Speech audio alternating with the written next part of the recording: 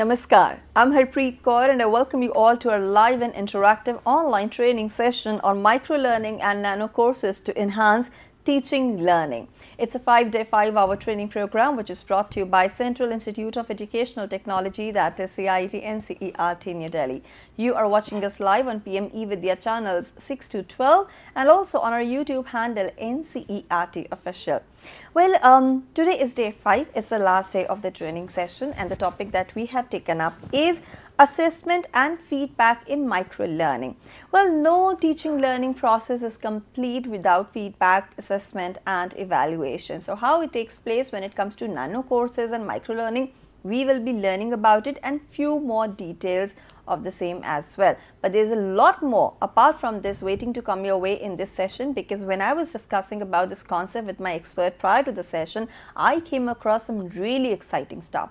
So I wish that you will also find it very beneficial, and in case you want to attempt the assessment, assessment courses will be released once the session gets over. So if you wish to attempt the assessment, please make sure that you watch the session carefully, and if you score more than 70%, you will be granted a certificate. For more guidelines on how to attempt the assessment, you can definitely log on to our website, CIET's website, that is there.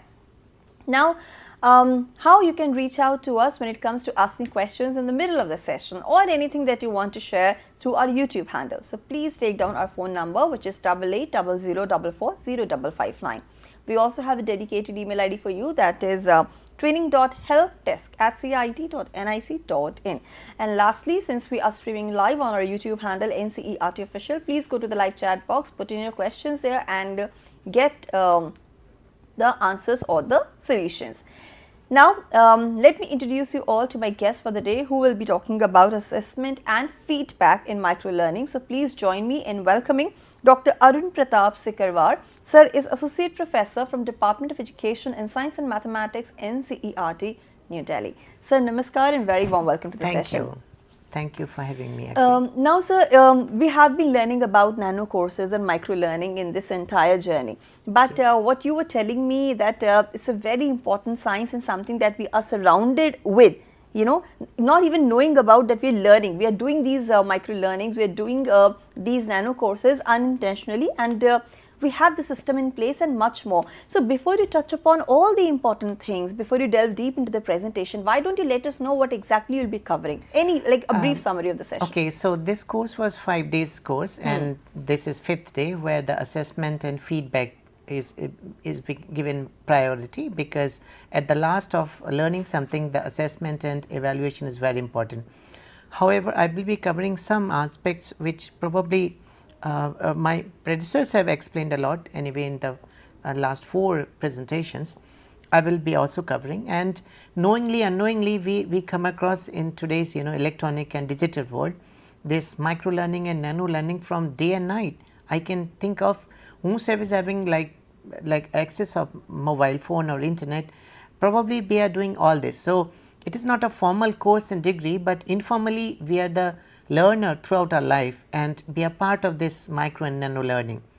So this I will be talking about, and later on in a structured manner how this micro learning and nano learning can enhance the school education and even higher education in many ways. Right, sir. Sure. Sir, I request you to go ahead with your presentation. We are really looking forward to it. And to all the viewers, I would like to say, if at all you are sending questions to us on our YouTube handle, we will take them up in the end. So, sir, please. Sure. So, can I have my presentation? Yes, sir. Please start the presentation. Okay. So, so the title of this course is Online Training on Microlearning and Nano Courses to Enhance Teaching Learning, and today's topic I will be covering assessment and feedback in microlearning along with nano learning. So as we all know that Rigved is one of the considered to be the very first written document that was somewhere composed 1500 years before BC or even 2000 years before BC, that is having one mantra called Ano. Okay. So you can use the remote also for the presentation if you like, right? That is Anubhadra Kratavo Yantu Vishwatah. That means let noble thoughts come to me from all directions. So Rigved, when this is being like 3,500 years ago it is written, and the first document also is having the same way. This thing lies even till today. Okay, this is equal even nowadays when we should be open all the time to learn anything. Yes. Similarly, when another IKS or Indian knowledge system related one verse is Shraddha Van Lavate Gyanam, a person who is devoted and engaged attains knowledge. Here the devoted means like somebody who is having attention, and attention is very important in micro learning and nano learning. I will be explaining later on. So now coming to okay, so we are having structured education nowadays, and unstructured is like informal education that we learn from the even from parents, siblings, friends, and we are a student in some way throughout our life. I mean, we keep learning. So this way, if we think about a brain, so brain and mind of ours keep learn, unlearn and relearn continuously in 24-hour format, I can say. So we learn something which we want on priority, we unlearn something which is not of your important, and then by neural circuitry of the brain we keep relearning something, or we keep updating our brain. It is similar way, जैसे कि like any software gets updation quite often in the mobile phone or software. Now coming to so in a in independent after this 1947 when our country got independence, recently third national education policy has come up in 2020, that was released on 29th of July 2020. So just after a few days we will be having our 5th anniversary, and this is divided into 27 chapters. NEP is having 27 chapters divided, school education where the chapter 1 to 9 are there, then higher education, then the technological aspect like chapter. So chapter 23 is having technology use and integration after those 27 chapters. Here it talks about a lot about technology integration at the power like in today's world. So like digital world is there, not necessarily that everyone is having access to like mobile or internet, or but most of the public is still having, or they are about to have. So it talks about that we should not hesitant to use the technology aspect. We should keep learning and integrating this educational scenario, this technology part. And here you can see this, it says that build intellectual and institutional capacities in educational technology, then envision strategic thrust areas in this domain and articulate new directions for research and innovation. So if we think and read this paragraph here it says about teaching learning e-content will continue to be developed by all states in all regional languages, as well as by NCERT and CIET, from where we are doing this recording and our videos going. CIET, CBSE, NIOS, then DIKSHA portal will be happening, all that relevancy for the teachers to upgrade and capacity building from our videos. Similarly, it talks about national education policy to have and knowledge of disruptive technologies. Disruptive technologies, I will be explaining how one after one these technologies are replaced by the previous technology with the newer version. So if we read about disruptive technology in education sector, so it is also true, education sector is also having disruptive technology. Initially it was brick wall universities and schools. Now even you can think of doing a lot of courses and degree diplomas through online mode also, so where there is no need of brick wall building. And the very common word is MOOCs, massive open online courses. These courses are quite longer. I mean, it is for format, we can say structured courses, but similarly micro and nano learning is also important, that fills the gaps of MOOCs courses also. And then chat based collaboration tools, this is very common, and you might have gone through to see all this in your mobile phones also. Now if we talk about disruptive technologies, then we should not forget about the Gordon Moore's principle, that gotten more in 70s. He declared that every 2 years computer technology becomes double, and the size of that chips or the processor becomes half.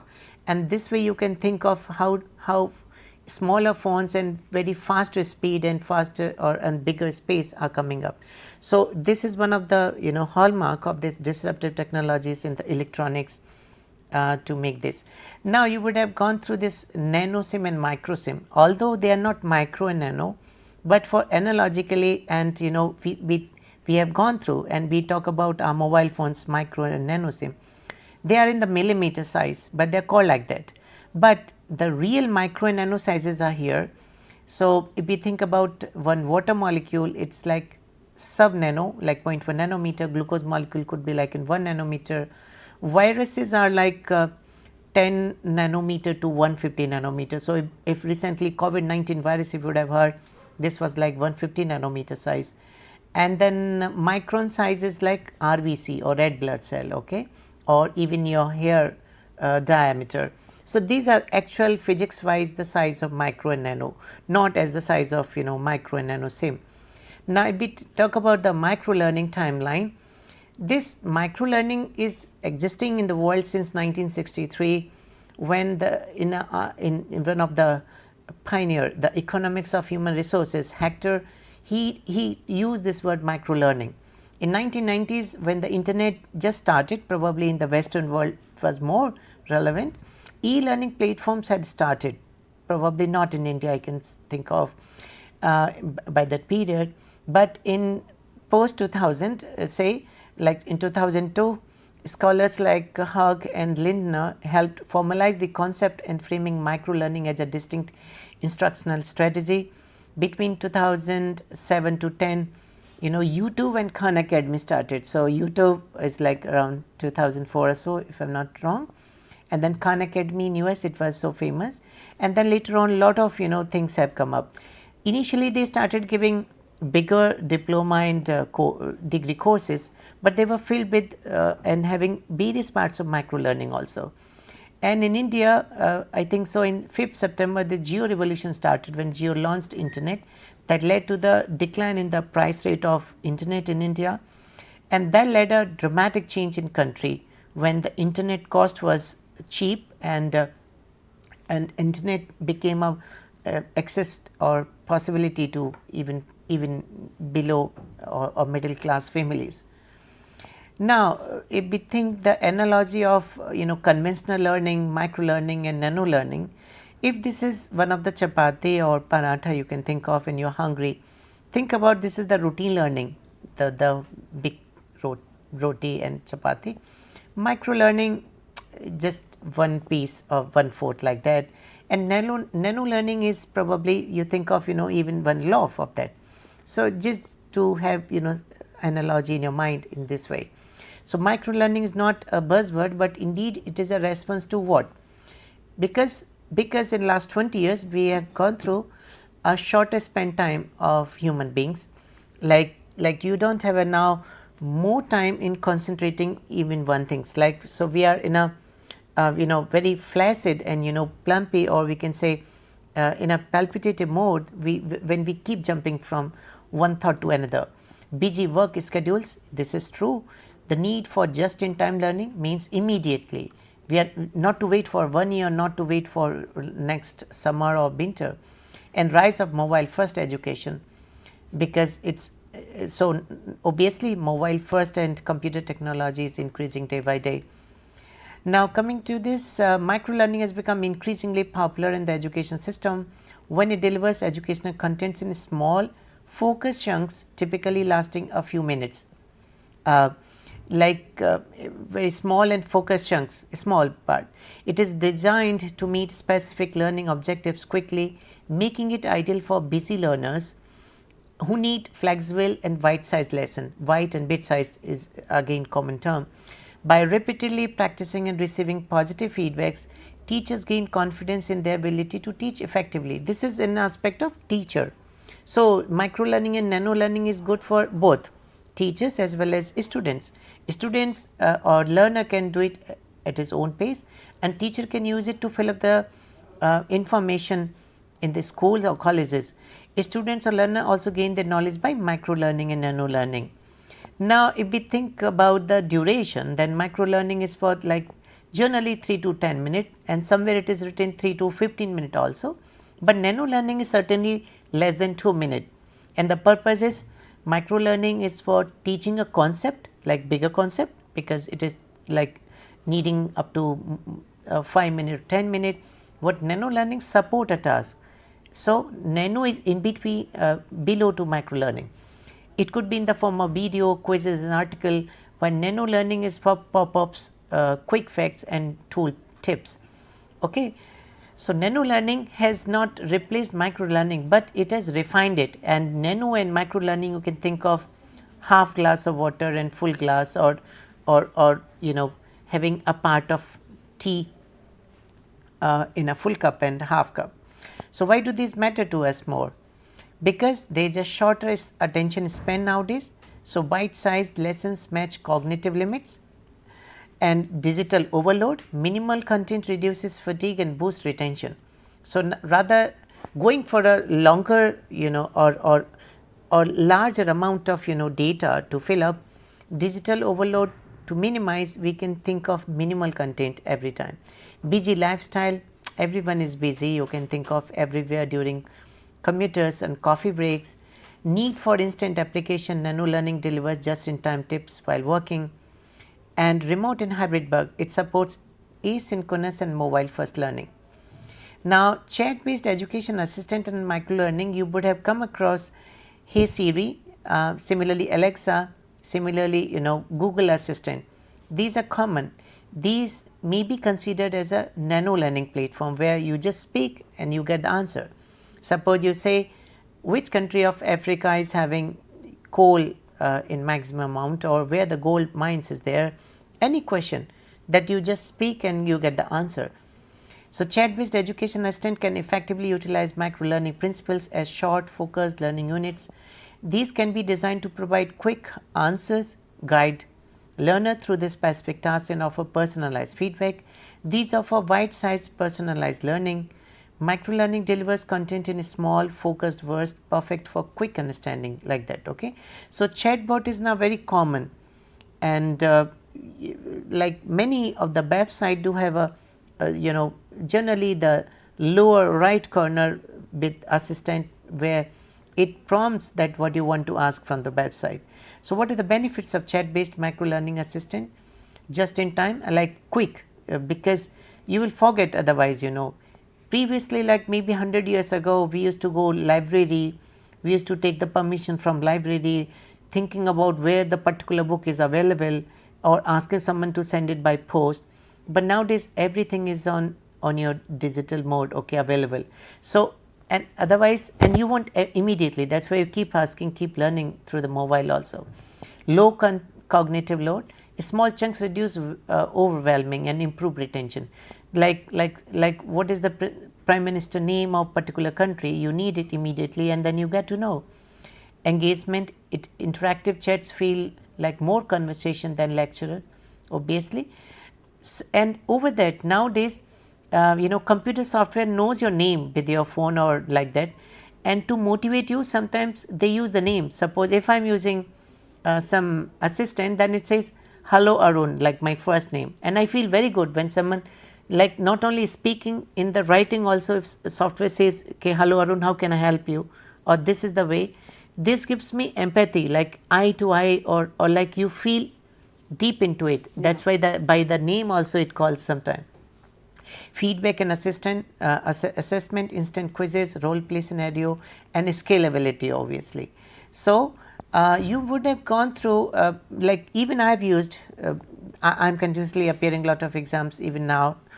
So, Quizbot is one of them, you know. If you want exam preparation and revision, like when I was doing my MBA, so like I used to ask, this is the topic, and then it takes me from easy to tougher, you know, side, and that software decide that if I am crossing easy questions easily, then it will start giving me tough questions, or vice versa, like that. So, Quizbot is one of them. Similarly, Duolingo Duolingo chatbot that is for multiple languages or becoming a polyglot, or like if you want to learn Danish language when you are in Denmark, you can learn quickly from English to Danish, or it's having like hundreds of languages now. Socratic by Google, it's a new thing nowadays, and it is about homework help, where even students can show the homework of the school by giving Google images or Google Photos, sorry, and then it can recognize which chapter or which concept is that, and then computer giving me the inputs that time. Okay, these are the new things which has come up recently. Similarly, think it's the math. This is for the maths problem. You write down and you do some, suppose any calculation, and it will understand with the photo that what you want, where you want to take along your further. Co-pilot is one of them, where I took help while making this PPT by my co-pilot. And this is the Quizbot I was talking about, where this is having all the questions, suppose hundreds of examinations, let it be A, B, C, D or whatever, and it giving lot of questions in a hierarchy of easy to tough mode, and then it gives calculations of your answers. It gives you precise assessment, it give you the ideas also, that which part is poor, which part need more attention to you, like that. Similarly, this is the co-pilot as I was talking about, where I took as a lot of information to deliver this lecture in last 2 days. When I was declared that I will be taking, I took help of co-pilot to fill up lot of nano learning by myself, asking each and question every time, like what is this, what is that, like that. So why nano learning is followed when micro learning was there? So what was the need, like why nano learning, the term has come up when micro learning was just enough, I mean to say. It is actually because attention speed is decreasing. Now it is up to like even 8 seconds.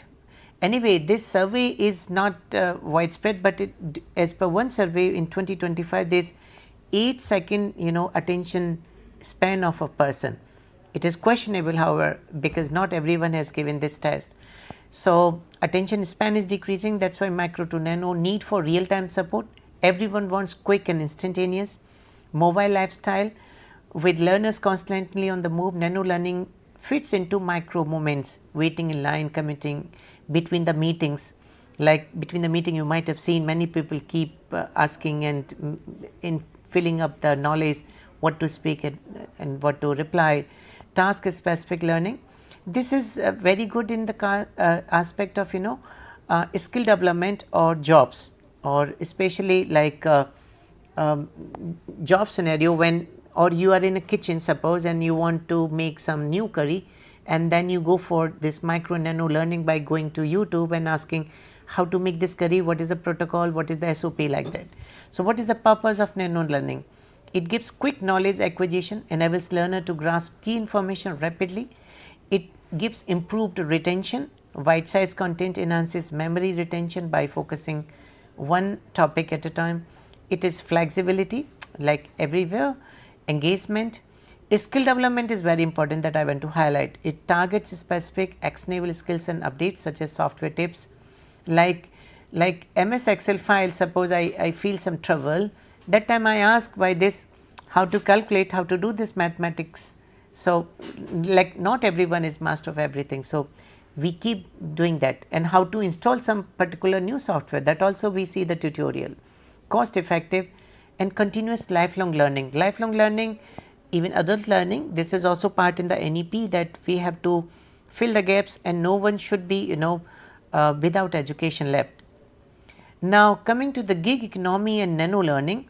Gig economy is a new term. You can think of over the road Zomato or Swiggy or any car company. These are called gig economy jobs, where a person does more than one kind of job at a time. Means when you are in abroad, you are even a student and you are doing some work like 2 hours somewhere to earn bread and water. Similarly in India also, gig economy, you give some time to one job, or we keep changing. So these are not structured job, but as per not your even education, but you develop your habit and go for the bread and butter. So, gig economy and nano learning are interconnected trends in the modern workforce. It is characterized by short term contacts and freelance work. Okay. Nano learning with its focus on delivering concise targeted learning in short bursts, and these guys are giving this nano learning tips, and they start developing within a few days a new kind of job, or they keep changing also. Suppose a person X is doing this job, and after a few months he could be like a cab driver kind of thing. So, how to do, what to do, this is very important, nano learning in the gig economy. Now, coming to this attention which has made micro learning to even nano learning, which we are talking about in previous slides. What is attention? Attention is related to again your brain and mind. Okay. So, brain is like your hardware which lies in the cranial cavity, and mind is overall resultant that gives psyche, and that gives your personality, that is your mind. So, attention is the ability of mental process of selectively focusing on specific information or any stimuli or at a time, or task while ignoring others. Like you ignore something, you exclude everything and concentrate something. Like if I am focusing here to one camera, suppose this is my attention, or preparing my slide and what to speak, how much to speak and how much to stop my each and every slide, that is again a resultant of my attention here. In psychology, attention is defined as the concentration of awareness on one phenomena to the exclusion of others. Okay. This is again mindfulness. You think about a saint or monk, how attentively they does the task of worshipping or meditation. Okay. So, our ability to attend multiple things simultaneously is limited. We have a finite amount of attentional resources. So, we need to be selective about what we focus on. Attention is vital for in performing various tasks. Attention is very necessary. Suppose if it is a procedural memory, or if you are doing some work of finite mechanical work kind of thing, that time you need very attention. Like a driver, like a pilot, like a train pilot, you think about they are even not allowed for mobile phones. Yeah. So, how much they need the attention that time. So, attention is of various types: selective attention, sustained attention, divided attention, alternating attention, focused attention as per the need, situation, and the situation. Okay. Now, this is the brain and especially this prefrontal cortex here, frontal lobe. It is very much important for your decision and concentration and attentive power and taking decision also. And similarly parietal lobe is for touching, hearing. So this overall brain leads our mental psyche. That attention is one of the faculty, remember, memory is one of them. There are several: love, anger, hate, several things. So this all brain part takes part play together in tandem and make the each function actionable. Now, every time we are flooded with a lot of sensory inputs. Now, we have 5 primary senses that you might be knowing: eyes, ear, skin for touch, which is everywhere other than the face also, nose and tongue. Among them 4 parts like eyes, ear, nose and tongue are very close to the brain. So, nature or mother nature you can think of, or God, whatsoever you think of as ultimate personality in this whole universe, it is close to the brain, so that instantaneous the response mechanism can be taken care of by the person to give better survival aspect. That is why nature is put close by, it is not other parts of the body. Skin is all around, however. Okay. Now, these are the cells, Meissner cells, these are dendritic ends on the aspect of neurobiology, which take these sensory inputs. I mean to say here, every time we are having sensory inputs like some whatever I am seeing in this room, whatever I am listening, whatever I am thinking, we are flooded with that. But again you have to exclude each and every senses and you have to concentrate. Like I have to just listen, I have not to see something, or I have to see something, I have not to listen, I have not to care about around me. Okay. Now, coming to the true attention, why it is necessary? It enables learner and memory formation. If you have under true attention, it gives learning and memory formation, and memory is something you can recapitulate and come back again in your course of your life. Supports decision making and problem solving. It helps to navigate complex environments and play a role in emotional regulation and mindfulness. I mean, I am comparing with this analogy of mindfulness and emotional regulation.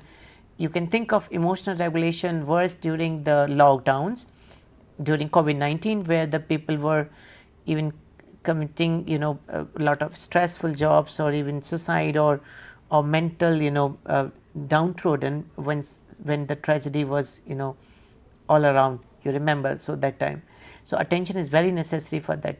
Attention deficit in today's fast world is very much common, and then there is a disease, attention deficit hyper disorder. It lies in some of the children, attention deficit. So in school education, it is very necessary to pinpoint. For a teacher, it is very important to find out that in the classroom, like how many students are hyper attentive, how many are less attentive, and how to deliver the education as per the need and requirements.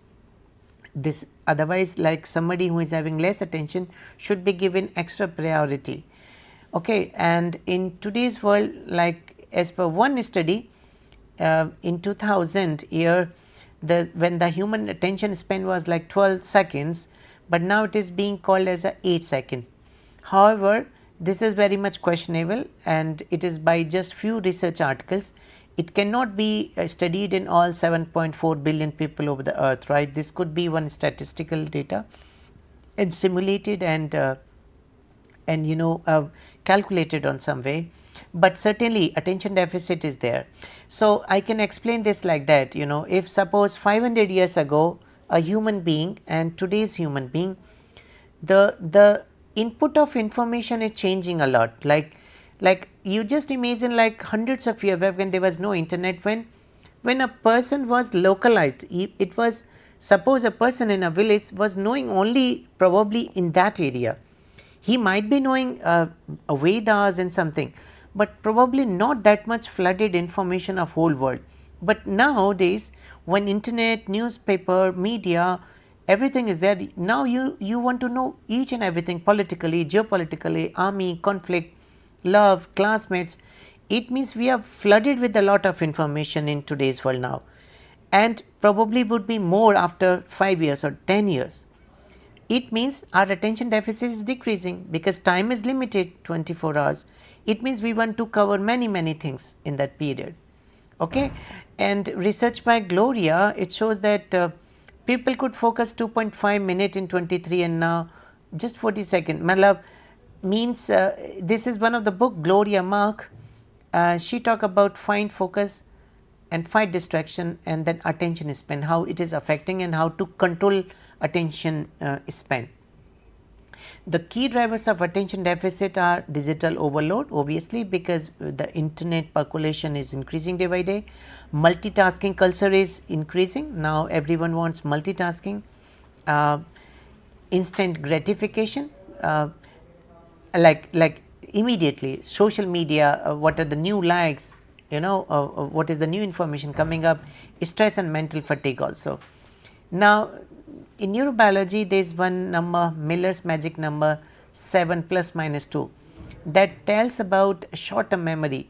It means sensory memory is always on, okay, to us, and then if we give attention, then it becomes converted to the short term memory. So in short term memory, on an average, a human being used to keep 7 plus minus 2 means 5 to 9 chunks of information.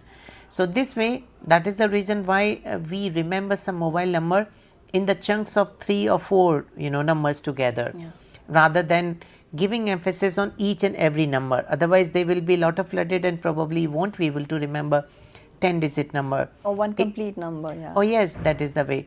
Influence user interface design, education and memory training. It inspires training like chunking and mnemonics. Okay. Now coming to the assessment and evaluation of micro and nano learning. Assessment is very necessary to know the result or how the person is responding, whether it was successful or not.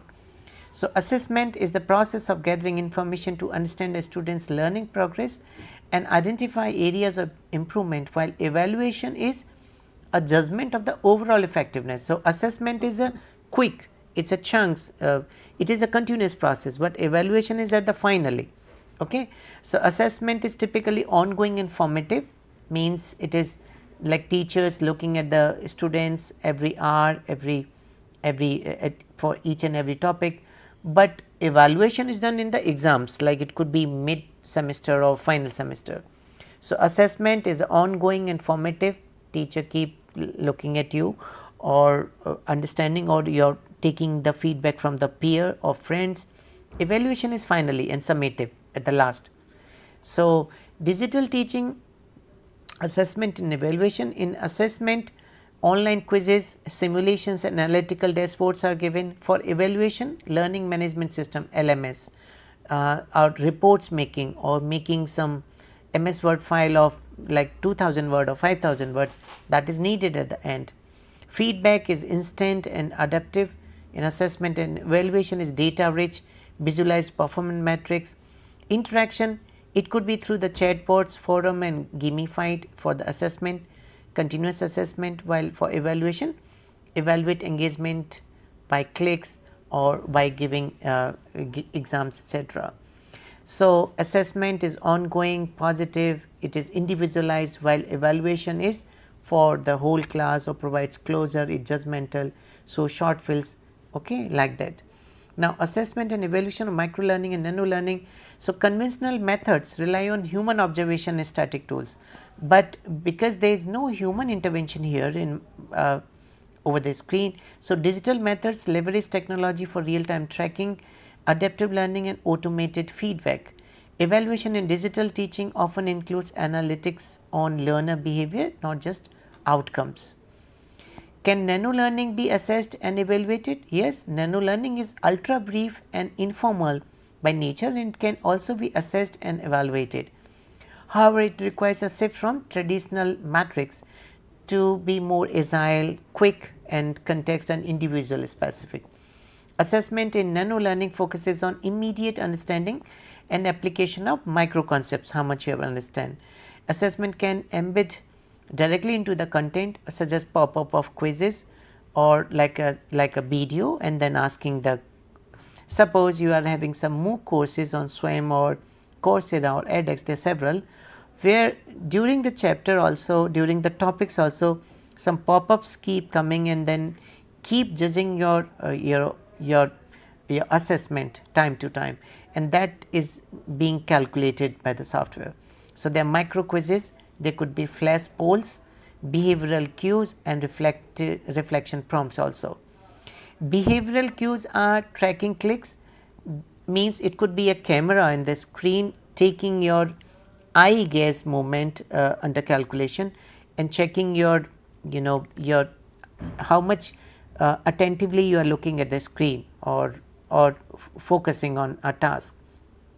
So, evaluation of nano learning leads engagement, completion rate, retention, follow up performance or related task, relevancy, learner feedback on usefulness and clarity and efficiency, time to learn versus time to apply ratio. Micro nano learning and short term memory. So, short term memory, as I just told you, 7 plus 2 Miller's magic number is there, it is temporary holding zone. So, micro learning delivers content in some minute burst which align beautifully with the short term memory limitations by chunking, by spaced repetition. Spaced repetition means it revisit micro units over time, helps consolidate short term memory into long term memory, I mean to revive you back. Active recall, quizzes and interactive elements strengthen neural pathway through the retrieval practice, and then multi-sensory inputs, videos, infographics and simulations engage multiple senses, enhancing the short term memory and coding. Now, nano learning and STM, precision targeting. Nano learning goes even smaller, under 2 minutes. As I told you, nano learning is when something you are learning within 2 minutes, often focuses on a single fact or single skill. Okay. It is ultra low cognitive load, just in time learning, standalone module and immediate feedback comes up in the picture. Both microlearning and nanolearning form a layered learning strategy. By nanolearning primes short-term memory with quick hits, while microlearning builds deeper understanding and retention. So, this already I talked about 3 to 10 minute microlearning, nanolearning less than 2 minute. Short-term memory alignment, microlearning needs chunking and repetition, while nanolearning is related to precision and minimal load of your cognitive part. Goal, it is to concept mastery, while nanolearning is for task or a part of the concept only. Okay. Now, there is one article, very fascinating article in Nature, eye tracking based attention evaluation. This was this can be done in case of neuromarketing. It can be done in even in a classroom also, where you want to judge that out of so many students, how many are very attentive to listen the class teacher, and how much they are performing, and how much their attention is coming up to subject A to subject B, how it is varying. So, accordingly you can segregate someone's interest in that subject for his or her future course of education scenario. Eye tracking is a powerful tool for evaluating attention, offering real time insights into where and how long a person focuses visually. This also uses EEG, electroencephalogram, that is brain wave reading, that gives idea of your attention. Similarly, machine learning can be incorporated into it, and then AI or machine learning can give senseful meaning of that idea. This involves monitoring eye movements also, like it is being considered true also that when you are eyeing something with greatly or for longer duration without even blinking, it means something is very much attention, something is with very much attention to you that time. Or suppose you are gazing differently and not trying to eye contact, that time obviously attention is not that much prominent. It leads fixation, saccades and dwell time. Saccades is like eye movement, eye gaze also, that gives cognitive attention information. Now, key applications of eye tracking based attention study for evaluating micro and nano learning. It can be used in the healthcare, where assessing attention in the stroke recovery or attention deficit hyper syndrome disease. Okay. ADHD also we can think about. Human computer interface, enhancing gaze control system for disabled user. It could be possible in the neuromarketing where the customer, the probable customer can be studied with the photograph of some advertisement or the product, how much a person is liking or not. The relevancy of PRISMA is a short form of preferred reporting items for systemic reviews and meta-analysis. This PRISMA is good for the evaluation of microlearning. PRISMA framework, it plays a crucial role in enhancing the credibility, transparency and rigor of research on microlearning, especially when synthesizing findings across diverse studies. So, it is related to the systemic review quality, transparent methodology, evidence based insights and cross disciplinary integration. I have come across several research articles, and a few of them is in education sciences. It is a contribution of microlearning in basic education, a systemic review in year 2025, this year only. Another one was very interesting in Helion, that was microlearning beyond boundaries, a systemic review and a novel framework for improving learning outcomes. So, like in school education, suppose, because higher education the students are quite elder, so they know their the need of the hour, but children's when they are suppose less attentive or hyper attentive, that time this way we can find out their micro learning patterns, and they can be just for the later on course. Similarly, another one was interactive mobile technologies, this related to the digital platform. It leads quantitative studies, give quantitative and statistically significant data by this PRISMA analysis.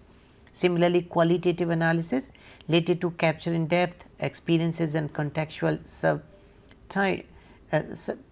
that sometimes overlooked in quantitative assessment, and then mixed method.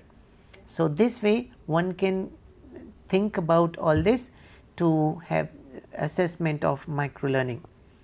Methods for assessment and examination of microlearning could be through the quizzes and microtest, like short multiple choice questions, MCQs, true or false it could be. It could be fill in the blank, like by asking typing, or 1 to 5 questions per module, like 5-minute video and then Excel formulas, ask learner to select the correct formula, like that.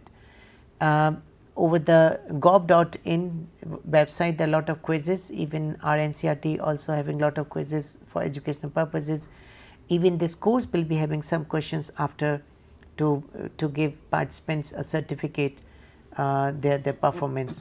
It could be interactive scenarios where the students are given a scenario of simulation, or giving articulating the same video or informative part play, so that it can give the teacher the idea that assessment is good, or somebody has given the attention to that piece of information. It could be through the Gamified challenges. It could be in the form of a game where you are given a task, and then learner makes or solve that task of game, and then it gives idea of that how much person is able to make it in 1 minute. Somebody is suppose less than 1 minute, then who is having better attention and better memory recollection to solve the problem. Other ways to evaluate microlearning could be performance based task, like ask learners to complete a quick real world task demonstrating the skill. It could be scenario, by changing the scenario you can ask the similar skill to be think about and completion by the person. Reflection and self assessment, brief reflective questions or self rating scales to gauge confidence or understanding. Spaced repetition checks, revisit the key concept days or weeks later by quick questions to reinforce retention. This is my final slide. So, keep learning and keep upgrading your knowledge. Happy teaching and happy learning. Absolutely, sir. Thank you so much for delivering this wonderful presentation. Thank you. On assessment and of course feedback in microlearning. There are a few questions, and I just want to ask you one very important question. It's about measuring the effectiveness.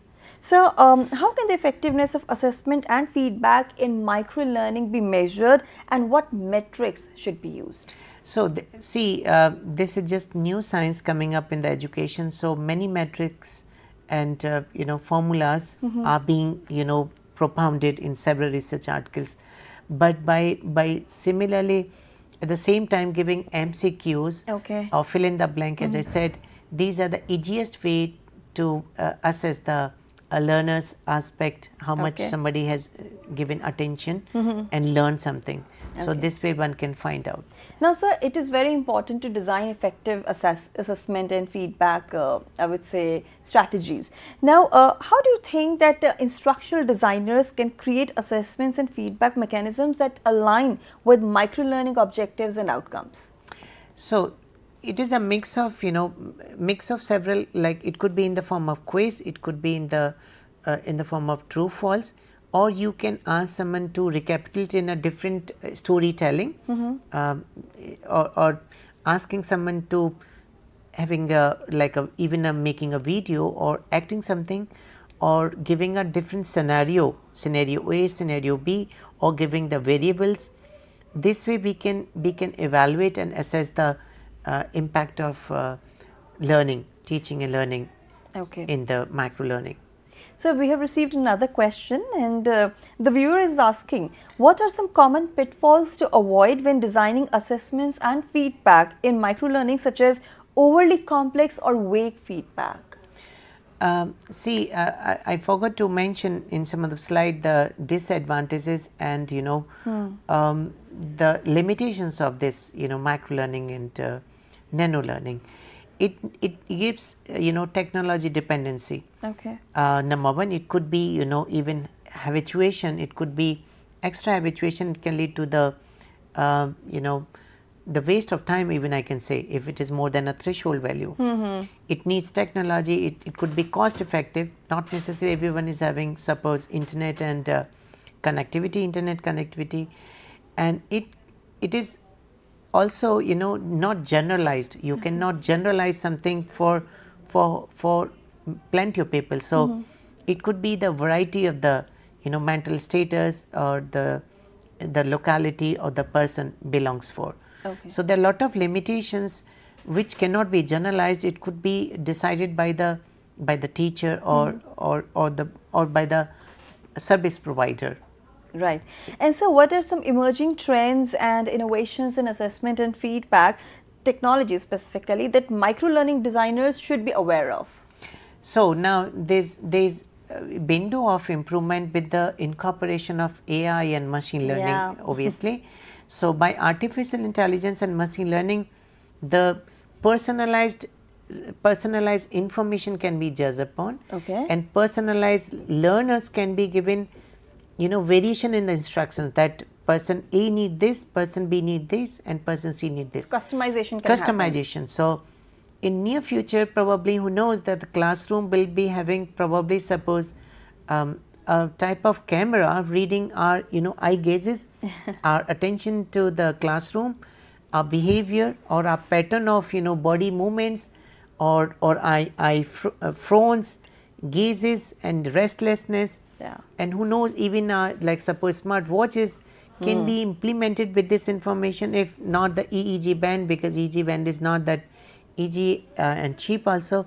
So this way, later on, near future, we can, from the generalized to, we can be personalized, you know, attention over this delivery of microlearning and nano learning. Absolutely, it is possible. There is actually, you know, so a lot to learn when it comes to microlearning and nano courses, but this is the need of the hour. That's what you're talking about. That's we've taken up this journey. Now it's almost time for me to wind up this particular session where we talked about assessment and feedback in microlearning on day 5.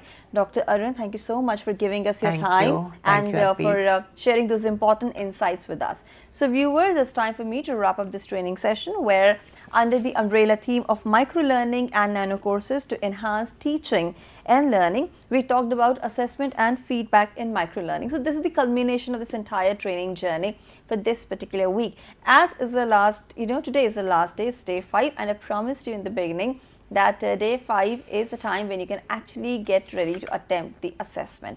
So for more instructions on the same, please visit our CIET website. I request all our viewers to watch all the sessions very carefully before attempting the assessments, and do read the guidelines. Assessment courses will be released soon, and you will be granted a participation certificate that you can download from DIKSHA portal, provided you score more than 70%. Now, with this, I'm wrapping up the session over here, and before I leave, some more important informations for you. First of all, let's talk about textbooks which are available on Amazon, Flipkart and NCERT website. I'm talking about grade 4 and grade 7. And now let's take a quick look at the schedule, what's all coming ahead, because we have still a few more programs lined up for you. And in a short while from now, you can watch our session here, where we will be talking about digital balance for student well-being, promoting smart technology use. This will be followed by a session by NCSL at NEPA, that is a session on school leadership and development. Rest of the programs you can watch on our YouTube handle, NCERT Official. With this, it's a wrap. This is me, Harpreet Kaur, taking leave of you. Namaskar.